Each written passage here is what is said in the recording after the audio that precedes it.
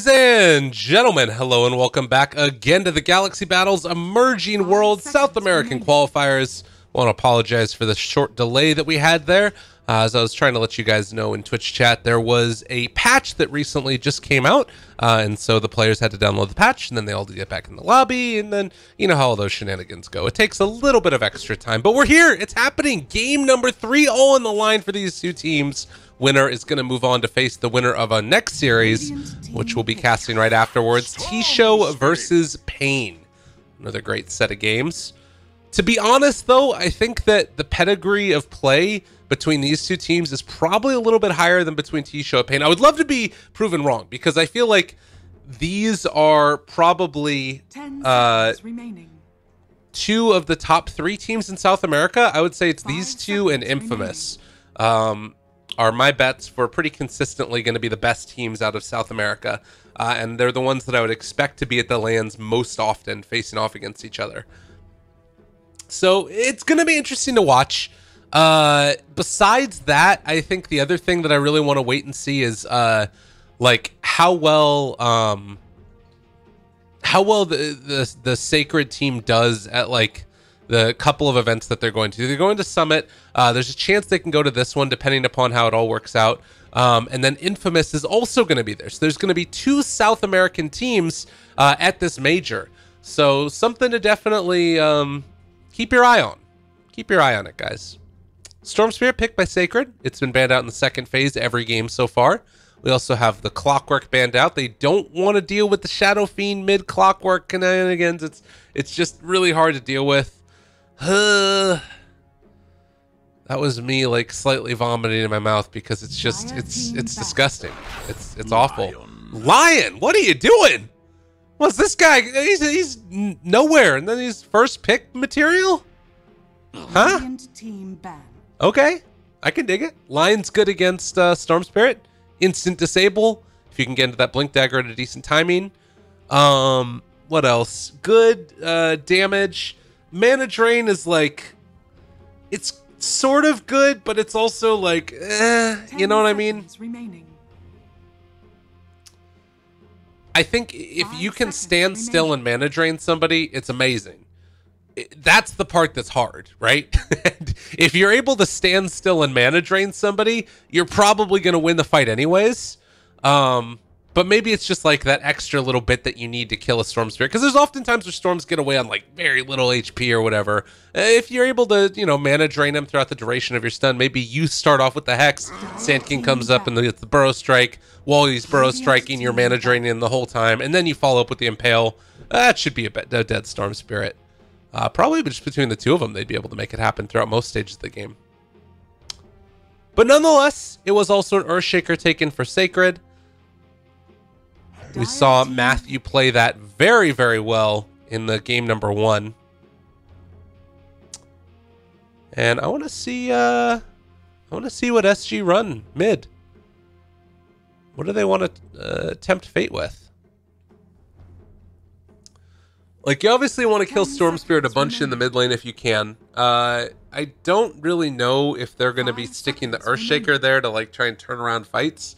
It feels like that's not really the way that you play it anymore. It's much more, you just like stick somebody mid like a Bane or an Undying or a Nyx Assassin, and then they kind of harass while keeping the other support at bay.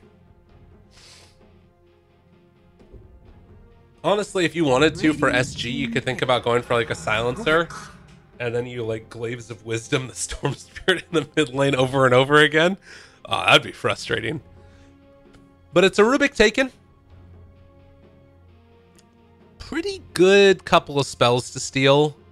Earth Spike is quite good. Hex is pretty solid. I don't mind Mana Drain either on Rubik. If nothing else, you can just like keep your mana pool going. And that's the other nice part about Lion, is that he's a hero that can stay on the map for a long time. Like nowadays, one thing that you could probably do is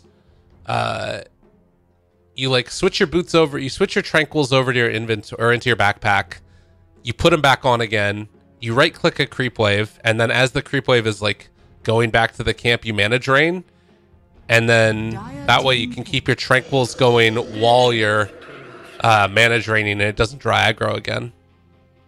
That's cool.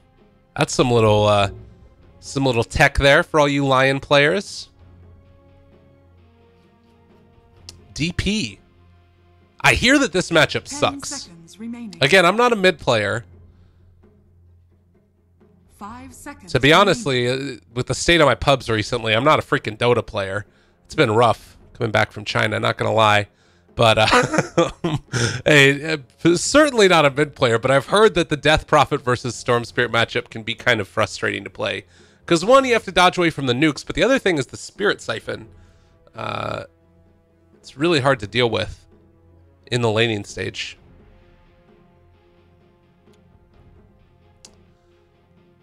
But nonetheless, Rubik DP.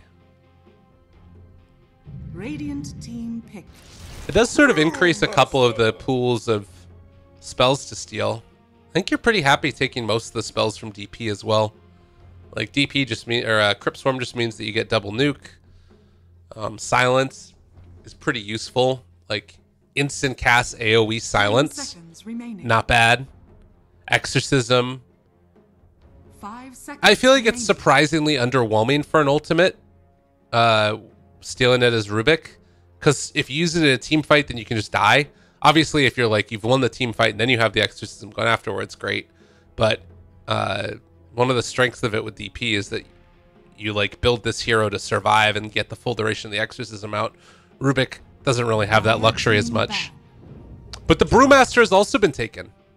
Things to the spell, not really anything that sticks out. I guess the silence from DP, I think that should work unless I'm just completely wrong about how that spell interacts with stuff. And then besides that, it's just annoying to have to deal with in the laning stage. SG are going to take away the Juggernaut, so Benjaz has to play a different hero. Thank goodness. It's been too long. 10 seconds remaining. I kind of like the idea of that. You just, you know, it's not necessarily the Juggernaut is an OP hero. It's not even that Benjaz is OP when he plays the hero. It's just put somebody out of their comfort zone. Make them beat you with something else. It's a good mentality. Radiant team pick.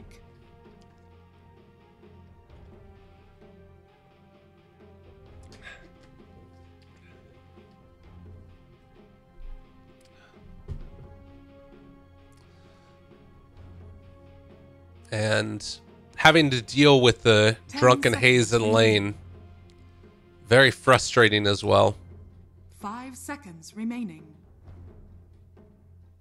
I'm excited to see a King Tekka brew. Dire team pick. I was wondering about this. So I was going to say that Sand King is not really, to me, feeling like a Laposa hero.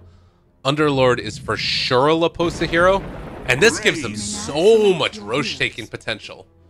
Like, oh my god. They are going to be able to go in there and obviously percentage-based damage that works against Roshan with the Underlord. You've got Exorcism. So they don't probably even have to commit Exorcism to take down Roche. And then, of course, Juggernaut's pretty good at it as well. I want to see if he goes for a Solar Crest build again on Underlord. Would be pretty solid. And then the Razor last pick.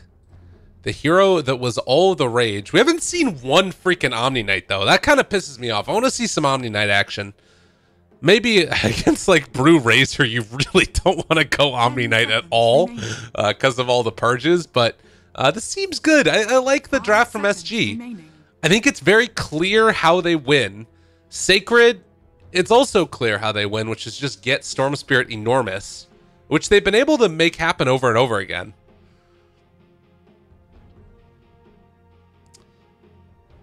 King Tekka playing the Panda, though. This is going to be fun. I have a feeling that, you know, everybody talks about the Tidehunter taunt as being the best in the game, and I think it is up there.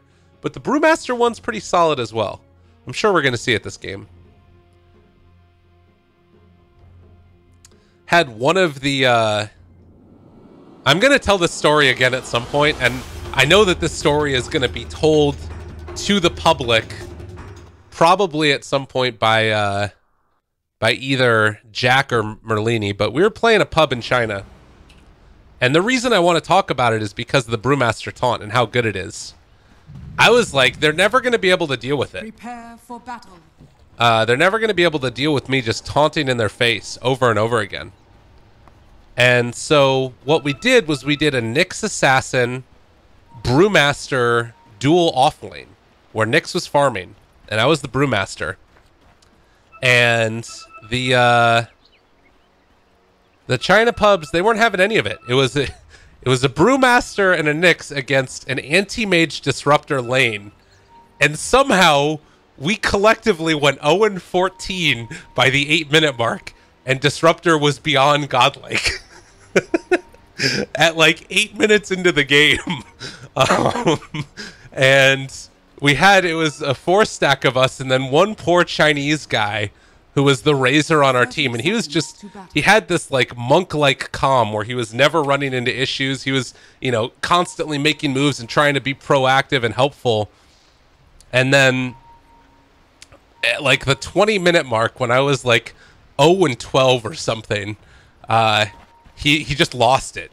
And he said, "Goddamn effing panda, go back to NA." And that was the moment when I knew we had broken China pubs. The battle begins. So story time is over. Wards drop down here as well. Going to be able to block down this small camp. It's pretty nice. We also have the Dire Observer Ward, giving some good vision for Leo style in the mid lane. The lane ward, which I think SG has done every time, if I'm not mistaken. This is pretty much what they've done every stage of this, is they place down one ward to block out this camp, if they can, and then another one in lane to try and help zone out more effectively.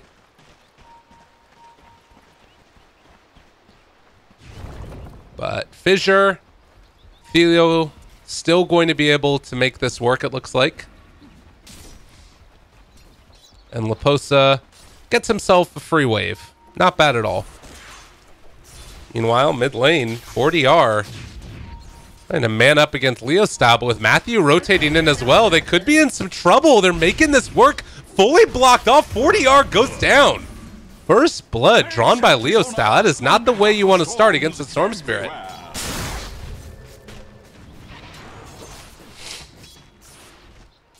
Well, very good start for them. Benjaz in the meantime. It's so frustrating to play against. And it costs 25 mana, 70% mischance. Oh, lordy. That is the most frustrating thing. Well and truly. Allows him to secure that he gets this experience, but Ardino wants none of it. Just need to be careful about the Blade Fury. That's another way to lose.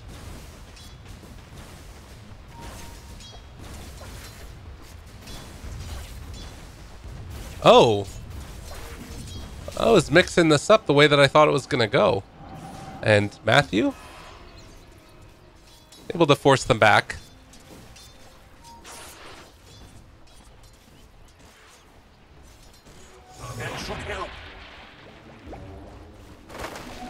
Cost a bile, level 2.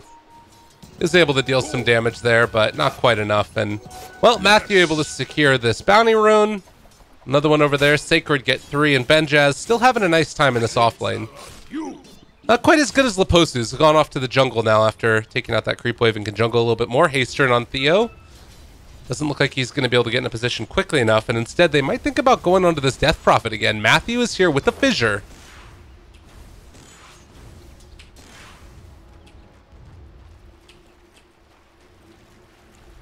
And, yeah, we'll see if they want to go for it. Theo there as well. I think it's a little bit too hard with the Sand King in the area.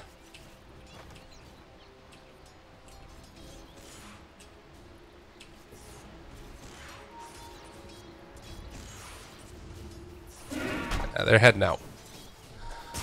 So instead, it's going to be Sacred, who bring the Rubik down bottom with Benjaz.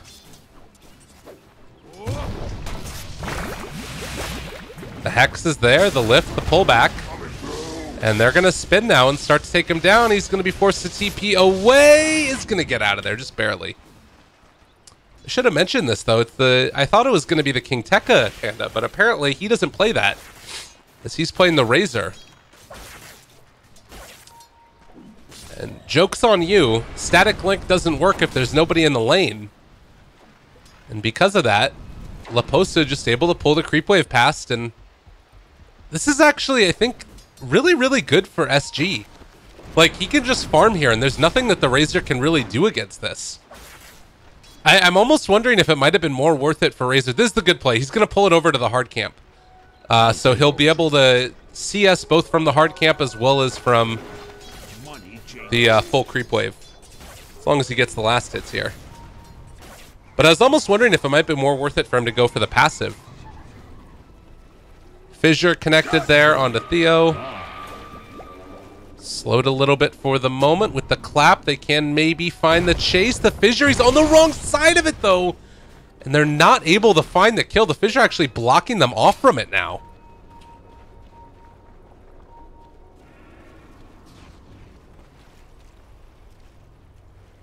But yeah, that little play that they're able to do with King Tekka, farming up the creep wave and the hard camp, obviously looking good there. But Laposa's getting a ton out of this offlane. He's level 5 compared to Benjaz, who's level 3. And like, normally you would say that this is okay because Rubik is here getting some as well, but it's actually a Lion who's still ahead of him, level 3 on the Lion.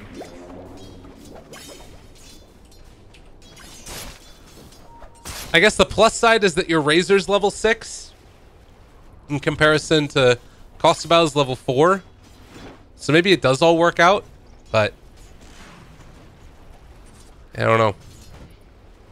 Feels like Laposa's gonna have a good game for himself.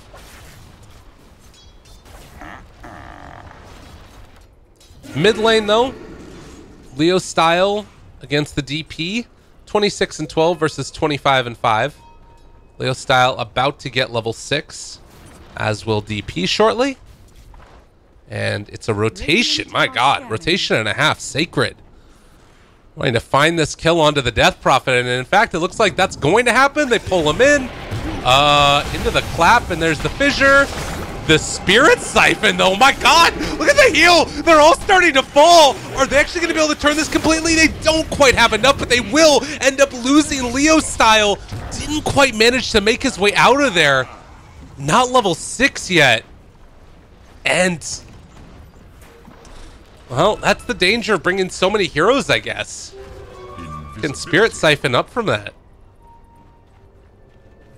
It's like dangerously close to almost everybody dying.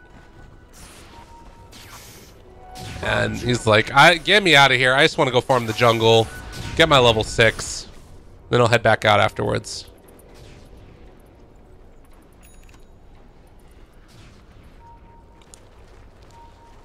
Well, Sabal could think about going here onto Benjaz. He does have enough for both spin and Omni Slash, but it's a little bit tough. Now he's taking tower damage. It's fine though. Mid lane, SG getting set to make a rotation onto Leo again if he shows in lane, but instead it's going to be Rubik, who's going to try and play this a little bit safer. Maybe Theo makes this dive here happen. That'd be scary. The lift, the pull. They have another Fissure. 40R taking some damage. They impale Earthspike to turn it back around though. Spirit Siphon onto 2. They're dealing a lot of damage. Hex is still working. Are they going to go fully forward for this one? They get the kill with the Razor. And now taking down Bardino as well. Theo, he's still sandstorming away here. The Fissure comes out and they find a triple. King Tekka making it all work, and now the Omni Slash isn't enough. Theo is going to end up finding that kill into Leo Style. Laposa running away as well. They've got the damage coming in. No static link, which would have been able to be enough to maybe focus down that Juggernaut with Eye of the Storm on him as well, but doesn't end up working. Still 3 for 1. The one is Storm, and that one hurts. Radiant's bottom tower is under attack. As far as the net worth is concerned, it's still Razor top of the marks. King Tekka having a hell of a game.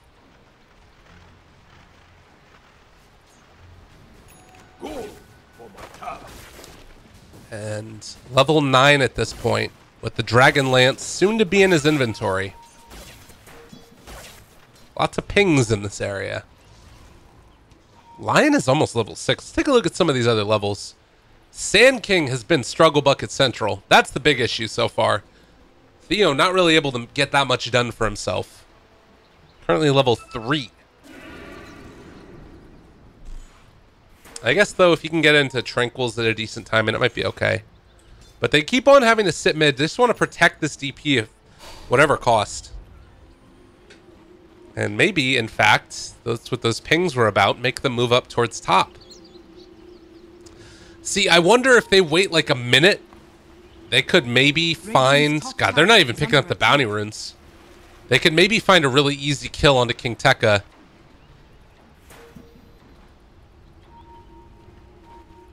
They're not sure where he is. But yeah, another minute, they could have had the Tome of Knowledge and then Finger of Death, but they found themselves King Tekka. The rotations comes in. Exorcism already there. Burrow Strike to follow. And they do get the finish. That's a big kill. And it's something that you don't expect. Maybe that's even more part of the reason why it's a better play there. As Matthew going to be found, Burrow Strike, and killed. But you don't expect that type of rotation to come before the 10-minute mark, because you would think you would want to have Finger of Death for that, but they make it work before that happens. And, well, a big play. Lion's going to get his level 6 now.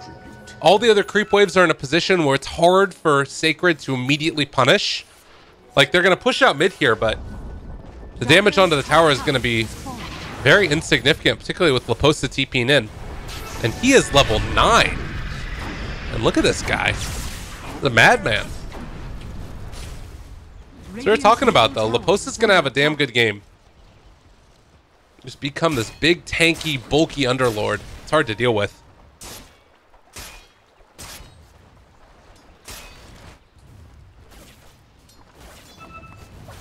I guess the downside is that DP still is struggling a lot, and that's something that SG are going to have to deal with eventually. As Storm going to be able to back away. Theo is up here with the Razor. They realize it's in the area. Stealing damage could turn, but it's just going to be an Earth Spike there. And now pulling the creep wave in, and well, this big old stack should go down very rapidly. 2 points in Sandstorm. They've got Crypt Swarm.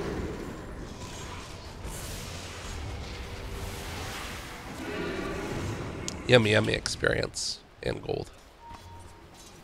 How close is Sand King to his Blink Dagger? He's pretty close. He might even just not go Tranquils. That's real good.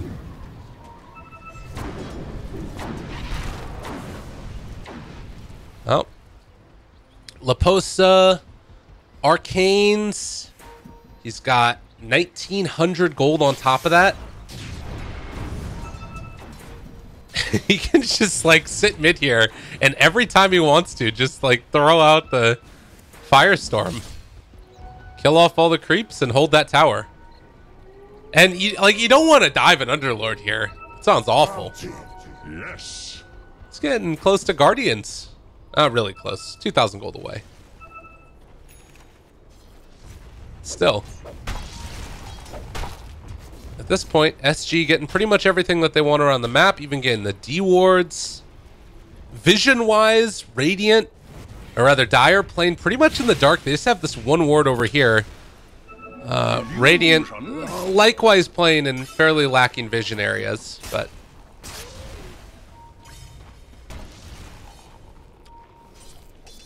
maybe a kill onto Benjaz if he's not careful. He has his Blink Dagger done. Where does Sacred want to go with this?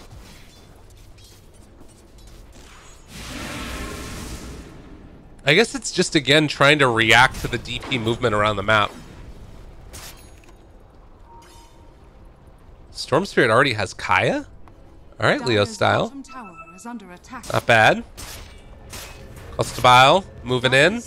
Has the healing ward down. Matthew, Fissure on the wrong side. They still have the healing ward working, and the Earth Spike connects onto 2. Omni Slash and the Finger of Death. Benjaz is gone.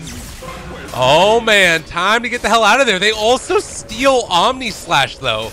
So maybe a way for Sacred to do something in the next couple minutes here. That's not a bad steal for the Rubik, as 40R still holding on to a long duration of his ultimate.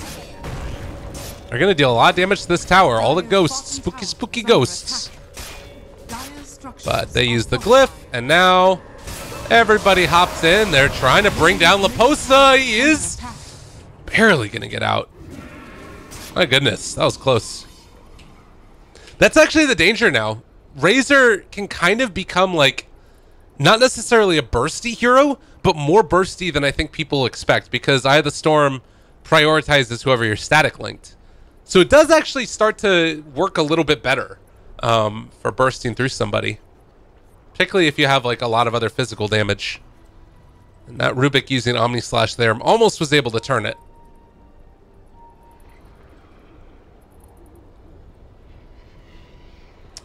Well, we are 1,400 gold away from Greaves. Maybe close to trying to take down Roshan as well. Like honestly, with Firestorm, it becomes pretty quick and easy to take Roche. They may have to do it with like the next exorcism or something, but there's a chance that they could do it even without that, if Juggernaut's there and whatever else. Stupendous. But Sacred, they smoke down bottom. A little bit of an odd decision to smoke there. I guess that they were hoping for somebody to TP back after the Underlord ulti. Dire's middle tower is under attack. Invisibility. Invis Storm comes mid. It's gonna farm.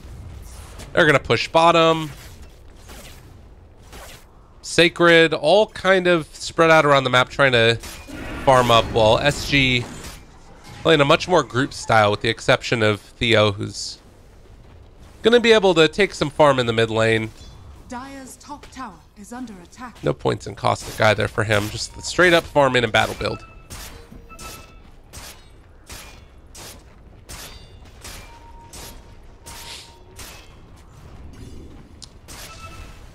Radiant's bottom Bum tower bum is under bum attack. bum bum bum. Do they push? Try and kill Zuko? Doesn't feel like it'd be that good. Thanking Radiant's Force bottom back. tower has They fallen. take the bottom tier 1 tower, and Dire's now top people tower is TPing under back attack. to maybe try and battle here, but Costabal gets down the healing ward. And now Tinkin Tower can move in with the next creep wave if he wants. Mid lane, it's a jump here onto the Sand King. Echo Slam and everything used, so he does fall. It's getting close to that Blink Dagger, but doesn't quite finish it off.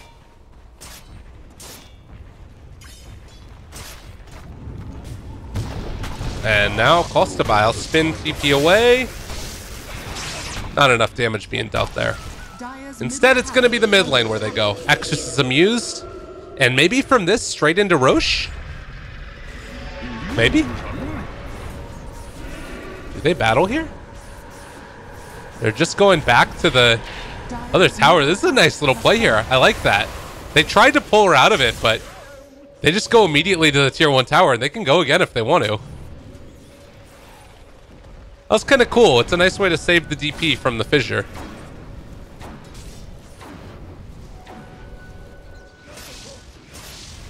Nifty play from Leposa.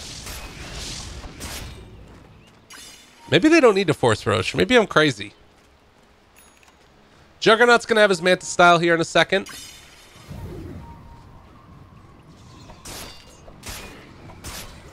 Meanwhile, Benjaz is walking down bottom. Maybe a battle of Bruin. They do have vision here, though. They got to be very careful. Ward is in the area. It's one of the few ones that's on the map right now for the Dire, and Radiant maybe realizing that something's afoot. They back out a little bit. Can go for the spin TP in a second here if he wants to, or Costabile can just farm this out and push the next creep wave.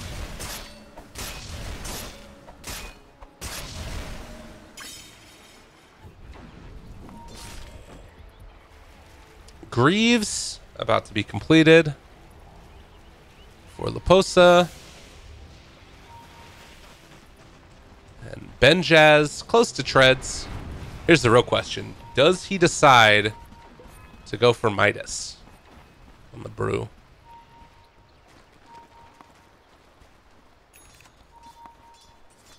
Manta done. Matthew saving up for dreams of a Blink Dagger at some point. Good for my tower. Whoa. Dire's bottom tower is under attack. Arnino keeps farming up for himself. It's going to be a long time before he gets into a Blink Dagger, though. It's the sad life of a lion. Look at how much damage they did to this tier 2 tower here. It's pretty nuts. Dire scan, that runs into 4DR. A little bit of an awkward placement there, since there wasn't really anybody else in the area. But SG now with the smoke, and their Greaves done. It's time to head in. So you can see how much damage this Firestorm does to Roche. It's kind of ridiculous, actually. Like, down to about a quarter HP there. Down to half HP now. Another Firestorm used. And Roche is basically gone. Play Underlord in your pubs, folks. It's a good hero. Fallen to the radiant.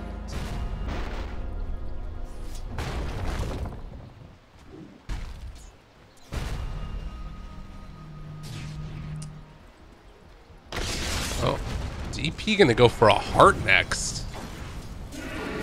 40R, just not messing around. Bottom lane, it's going to be again King Tekka showing off that new BKB in a little while. We'll see if they decide to fight around this area next.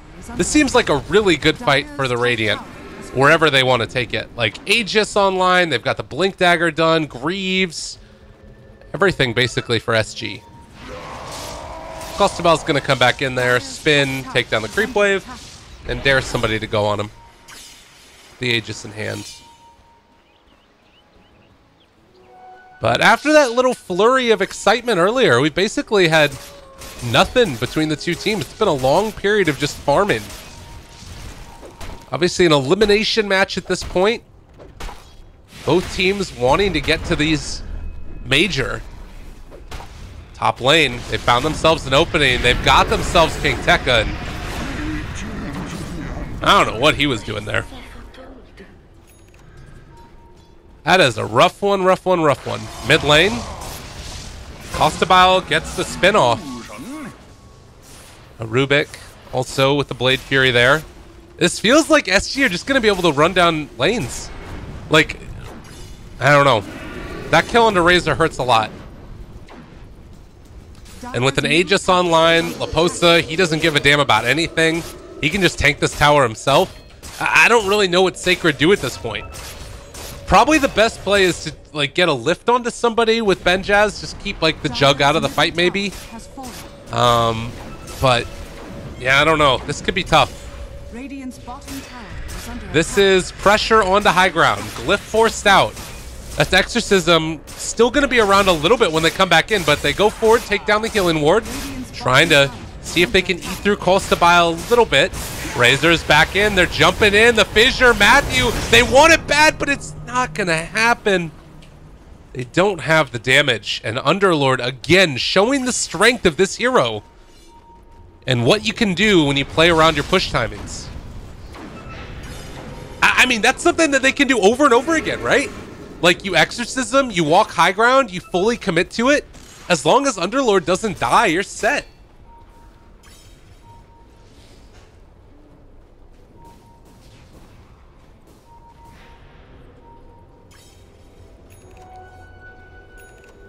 Bloodstone picked up now for the Storm Spirit after Kaya.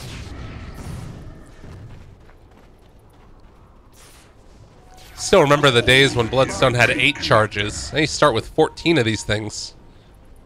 This guy's got regen out the wazoo. Maelstrom done for the Juggernaut now. Sacred realizing they don't want to battle into that Juggernaut. They're smoking mid, but little do they know SG don't give a damn. They want to push down bottom.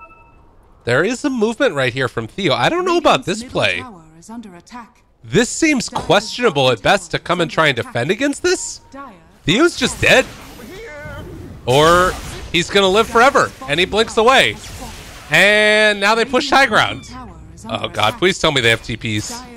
Sacred TP status. Earthshaker and Rubik do not. Earthshaker and Rubik have to, they're running back. Rubik already used his, but Earthshaker's running back. They don't want to fully commit for that though. Theo's gonna come join them now. They have another 45 seconds left on the Aegis. If Sacred marked the time of this, they should know that they can still take this fight. It looks like SG want to go in through the mid lane. Kind of a scary state of affairs. The creep wave is far away. Again, the Aegis, 30 seconds from expiring. If they wait for this creep wave, they're going to start the fight right around the time the Aegis expires. This could be really bad for SG if they're not careful. They're walking up high ground. Costabile, he's got to be careful. 15 seconds before the Aegis. But Earthshaker able to get a fissure out now as well. They're already starting to take down and kill off that Underlord. He's almost dead. He is going to end up dying. There's no way out for the rest of these heroes now. The Iliocare jumps forward. The Aegis expires. He's gone. No, he's actually able to get it off in time. There was almost no time left at all in the Aegis sense of keeping him back alive. But our Sacred's still going to be able to fight through this. Matthew, he has another fissure available as well as the Echo Slam. Hasn't committed it as of yet. They jump forward. Leo style, very low on mana though. He's silenced as well. They get the turnaround. They lose the Storm Sphere. He's back up in 5 seconds. Can they find the finish? Underlord is back in. He went for the Dark Rift into this fight. And they make it work. They take down 2-3. 9-9 is the score. It's a big win so far for Sacred, but can they find any more? Another stun, another silence. The Echo Slam! The Blade Dagger got broken! Leo style will get away. But it hurts. It's these moments you'll want to be able to find that perfect opportunity. Laposa's blocked off now, and he doesn't wait to get out of here. So this is at least going to be another kill going their way. They want to find more though, and they have been able to find themselves the Lions, so they get another kill. 9-11. It's something. And they do hold their tier 3 tower. That was actually a huge win for Sacred. It sucks losing your Storm Spirit like that. It would have been nice if they could have just killed the Jug. I swear to God, I thought I heard the sound of the Aegis expiring, but I guess it was just a little bit off the mark there. But Sacred hold. That's big. That's a big win for them. Can they do anything here? I think they can, actually. I don't know if he'd have to commit Exorcism or not, but they're going to be able to slow him down and start to do some damage. BKB popped at the very least. And now Costabile here as well. But the Purge was enough to get Razor away and alive. Bounty.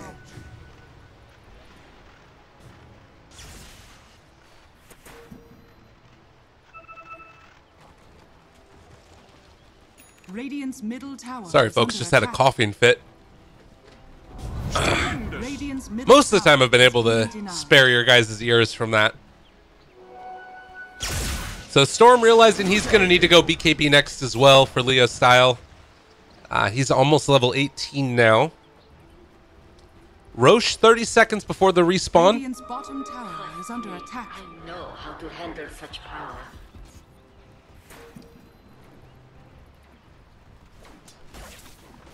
Radiant's bottom tower is under attack.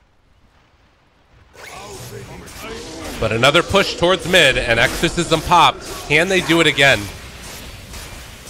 Sacred needing everything this time. Radiant's bottom tower is full. Jump forward, ulti already there. Do they get the lift up? Can they catch any of these heroes? Costabile's shown back up as well. And they get the lift up onto one. Razor still doing some damage. They're still pretty far away from being able to do any significant damage to anybody of SG. And now that's Panda ulti down. I mean, they were able to force back the Exorcism, though. So that works. The Brewlings took a lot of that damage from the Exorcism.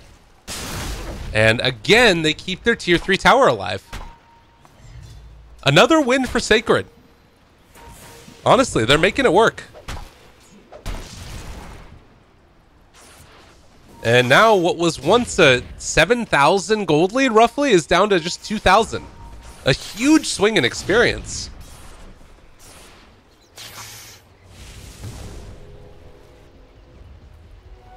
Gold is a great conductor. So Underlord now with Hood and a Greaves. If you're SG, you gotta start feeling a little bit antsy now. Granted, I think that last one was done with Arcane Rune, so SG might feel comfortable just running high ground again. What's the TP status? They have Brew ulti back up in 30. Everybody has TPs, and they're gonna need to do it right now because the rest of SG is here. They're knocking on the high ground. It's time to party. They found the Rubik. He's gonna die. He does throw down the Firestorm first. No, he didn't actually get it down. And 4DR pops his ulti yet again. Now the tier 3 tower is down. Razor, the link is broken. Epicenter going forward. Found themselves one Omni Slash on top. It's enough to bring him down. Razor buys back immediately now. Alan, we'll see if they can make it happen. The Echo Slam and a half, but it's not enough. The Hex able to interrupt the chain stun coming from Matthew, looking for his opening onto his fissure. Wants to take down Laposa. Can they find the kill? They're going to be able to take him down, and Leo Style still lives. This is a great moment right here for Sacred. If they can find the finish, and it looks like indeed they're going to be able to do it. They take down 3 heroes from SG, and while the barracks does eventually fall, Sacred win big. I guess it cost the Razor the buyback too. But I think that doesn't matter that much. Like, Razor at this stage of the game doesn't feel like the most important hero. Storm Spirit is going to carry you for this game. And actually, honestly, I don't even know if he can be able to carry you. Looking at the lineup again. Lion, it's tough to burst him, particularly since he has a Ghost Scepter. One of the better ways to deal with the Storm Spirit. Sand King. I guess Storm is going to have his BKB. Radiant are scanning. Regen rune picked up also. But Costa Bile. This Blink Dagger being canceled. They jump forward, try and find the kill. Are they going to be able to catch? Are they going to be able to do it? Leo Style still with his regen rune in hand. Does get interrupted, and now he's low on mana, actually. Costa Bile's going to maybe get out of here. Oh, the Healing Ward, not quite enough. But they find themselves Laposta. They take down the Healing Ward, seeing if they can finish him off. DP shows up. And with that, Sacred back out. Burrow Strike. I don't know if they can kill him here. It's going to be a lift up. Enchant Totem to turn. Another root. Leo Style Silence. Another root. Leo Style Silence. Still silenced, but they've already taken down the Lion, and now 4DR left completely alone. It doesn't matter. Sacred winning this one. Spirit Siphon doing a ton of damage, though. They are going to barely be able to find that finish. So 4 end up dying. Another big win for Sacred, and it feels like it's just sort of this rolling boulder of momentum that's pulling Sacred into the lead. Now an 11 to 12,000 experience lead. Radiant structures. SG, this game has been slipping away slowly and steadily, and with next Roche on the menu, this could be that moment that they're looking for. This is going to be Aegis Cheese. The BKB is done for Storm. You have a BKB done for Benjaz as well.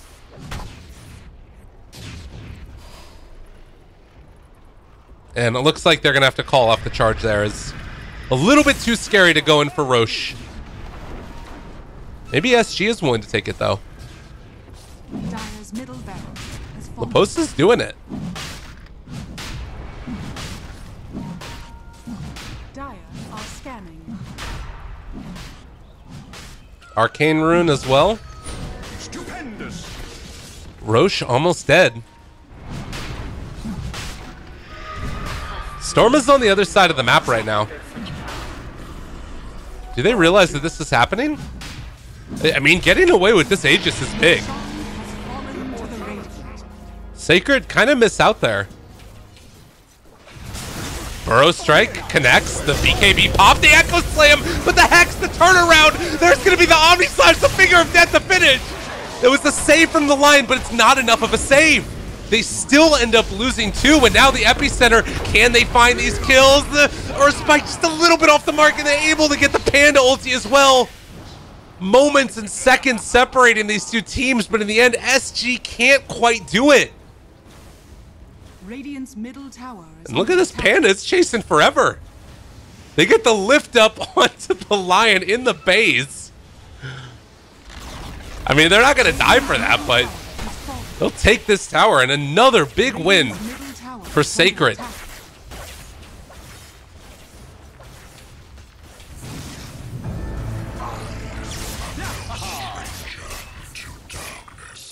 And they force the buyback from the Underlord. With that, Sacred are going to back out yet again. Everybody gets the TPs out of there.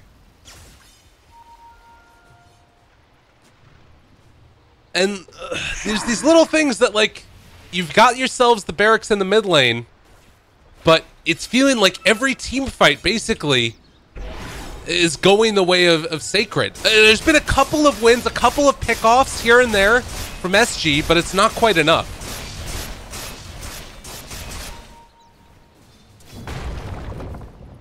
And like the Lion with the counter initiation there on the Earth Spirit, or Earth Shaker, excuse me.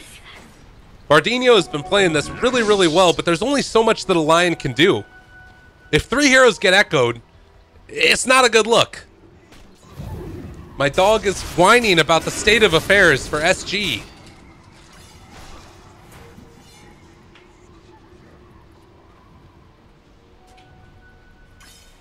But 12-21. And high ground in their sights. We've got a heart on DP. Building towards the Octarine core next. But this is the moment. You walk forward. They cast the silence first. That way they weren't able to steal Exorcism. Tower's starting to drop. They pull her up to the high ground. Pull back in again with the Electric Vortex. Looking for an opening. BKB pop for Razor. Can they go in a second round? It's really hard to make this work. They only did, what is this, 600 damage to the tower? Cheese there. Aegis still on Jug. But they will take down these shrines at the very least.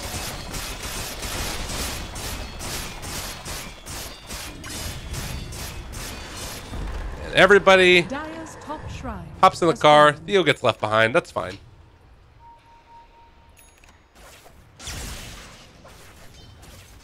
You take a look at the net worths right now. It's still Razor and Storm that are top 2 for them. And this Underlord's been able to do a lot. That's definitely been the saving grace. But now with the Panda coming online and getting into some of these bigger auras, it might be an issue.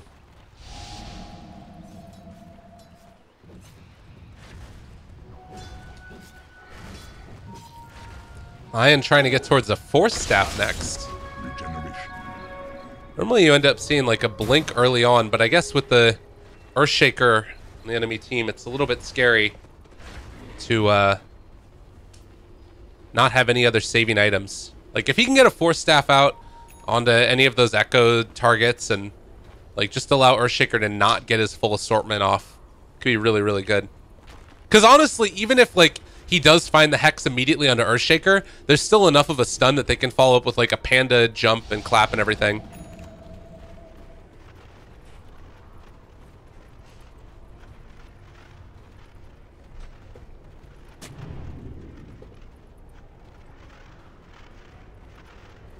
All right, round 2. See what they can do. 3,000 HP DP. I was kind of wondering if she was going to go for the plus 1% max health Spirit Siphon, but it's all good. It's also that 500 health talent. It looks like Sacred want to try and take the fight before they go for high ground. And you can see right here as well, these Wards placed down. They're looking for an opening. Matthew, he sees all of this. The Echo Slam. It's there immediately. They blow him the hell up. Oh, God. Underlord never stood a chance. He finally gets all his items off. Is Kostabal going to be able to walk away from this? He gets the Omni Slash off, trying to turn it. Masuko, he's going to end up dying. Gets the Blink away as well. Off to the side, and he does get the TP out of there. No! Not enough. 3 gone in an instant, and that time there was no damage dealt to the tower at all. Oh, God, you gotta get a gem or something. SG. The lack of vision. The gem is immediately queued up by Theo. They realized that there was 10 billion wards in the area, just scouting all of that out. And honestly, even if they did get this ward with a gem, this ward up here as well is really, really cool vision. They knew that's where SG were gonna go, and they punish heavily.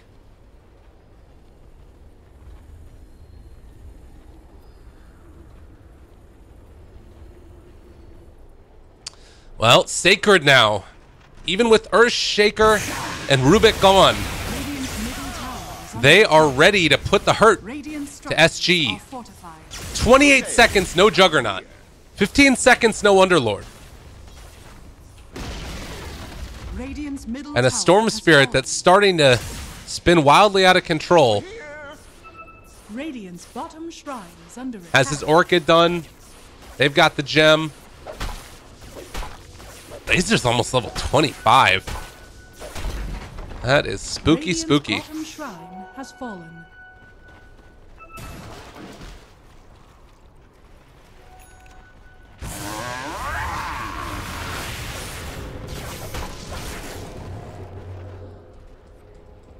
"39 minutes into this. It's a 2,000 gold lead right now for Sacred. 20,000 experience lead. Ooh, doggy. That's what happens when you 5-man. And 100 health to primal split units. It's the pick for Benjaz. We've already seen how much those can soak up from damage from the DP. And that extra bit of it is really quite helpful. Are scanning.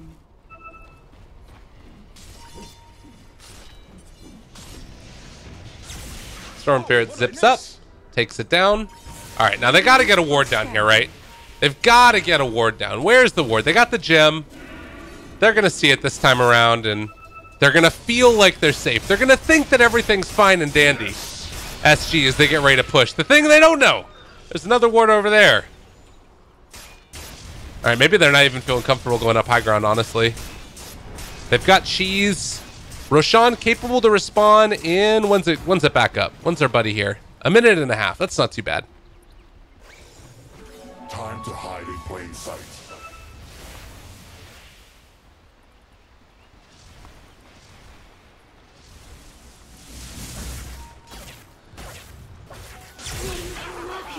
So Scotty is going to be the choice for the Razor. Oh no. Oh no. They get the catch though. That's an Omni Slash Stolen. Can they turn this back around on a Costabile? He's starting to drop low. Rubik doing a ton of damage. He'll be able to force that forward and find the finish. Heliocore going to die as well. Laposa just wants to take somebody home, but he's going home solo this time. They take down 3, and again, Sacred. Just with those perfect initiations, and then the Storm Spirit able to follow it up. It did force the buyback of the Panda, but this might be enough to push for another lane. They actually do need to deal with these Juggernaut illusions and the catapult, so Rubik is going to head up there. Radiant's middle barracks are under attack. Buyback from the Juggernaut. No other buybacks as of yet. Underlord going to throw out his Firestorm. And also catch for a moment this Storm Spirit Leo. Brought down to very low HP, but is able to back out. Ended up going for that automatically creating Remnant build. I think that the DP also just picked up the 500 health talent, so she's getting tankier. Haste.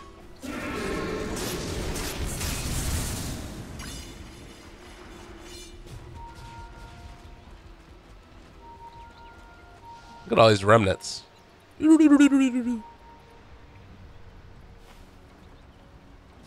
And Shaker now has the Shadow Blade on top of everything else. invisibility. Gem on him. They drop down a ward.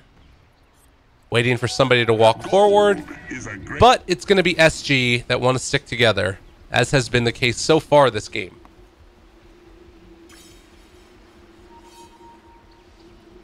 Razor got his 100 attack speed talent. This could be the moment they're waiting for. But Matthew, Shadow Blade, they see Laposa. Do they see anybody else? They find somebody in the back line. Looking for the opening. A great silence, though. Able to interrupt the jump that was coming from Matthew, and they force him back away. Echo Slam not really working for them. Costabile actually got the ulti up. They're able to run away from them. That Omni Slash making the Jug a liver. But now, how much longer is he going to be a liver? They have the ulti from Laposa. Everybody grouping up. They're able to get everybody out except for Bardinho. That was so close to losing the Juggernaut, though. You take that for the Lion every day of the week. Echo used, Brew ulti used, Razor ulti used. Granted, that one's back up shortly. Rubik stole Dark Rift, which is also kind of interesting.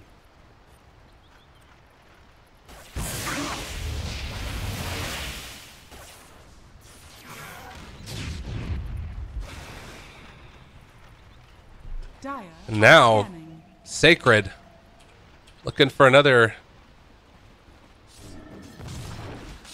opening in the top lane. Nobody there. I think SG realizing that, you know, stuff's not working up top. This isn't our place that we want to play. We're going to go bottom. Screw everybody. What's the right attitude? The unfortunate part is that Sacred is going to be able to secure Roshan while that's happening. Any chance for a big steal? Nobody from SG's in the area. It instead is going to be a slow push along bottom. Costabile realizing that he can't really fully commit for this, and well, they're going to be able to deal some damage to this tower, but immediately interrupted by Leo Style, who's there. I'm over here. Goes out a millionaire charge onto the creep wave.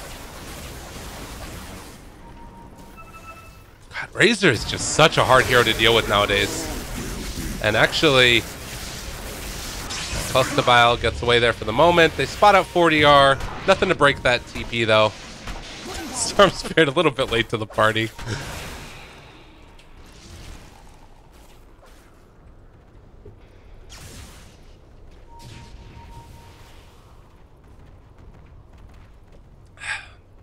But we're really seeing the separation of net worths and the struggle that's been DP's game. You'd love to be able to get into an Octarine core. It means that you're going to survive through the fight most likely with the spell lifesteal, more duration, or rather more consistent ultimates. You're going to have it more often. Oh, Matthew. Flirting with greatness here. Are they going to find it? Are they going to kill him? They get the fissure onto Juggernaut. Laposa, though, tanky as all hell. Able to get the Force Staff walking away. Is it going to be enough? No. He is eventually killed off. And when you can just do that, like that tells you how bad this game has turned for SG, who at one point were continually knocking on high ground and just not able to break through.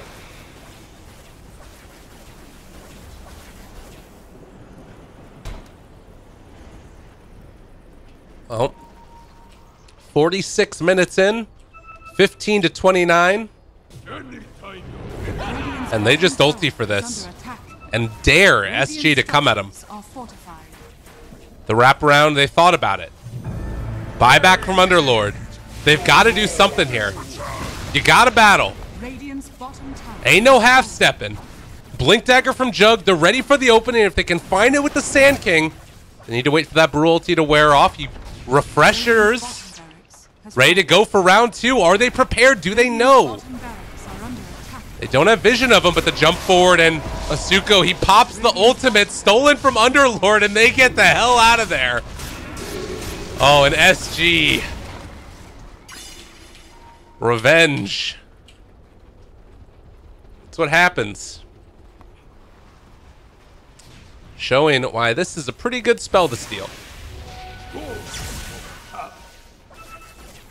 They did go for the 300 telekinesis land distance, which also can sometimes make the difference for that Underlord ulti. Top tower is under attack. Butterfly Razor. Oh no, but wait, this wraparound. This could be big. If they can find and blow up Benjes, he does have his ultimate though. I don't know if they can burst him in time. Bardino walks forward. The Hex is there. They try and find him. He gets the BKB off. It's gonna be the turnaround they need. Echo Slam, it's more than enough. They steal away the Earth Spike as well. Cost a pile. Nowhere left to go. He's stunned. He's killed. They're dead. It's over. It's all gone wrong, and GG is called. The ultra kill from King Tekka to see the cherry on top. Is under attack.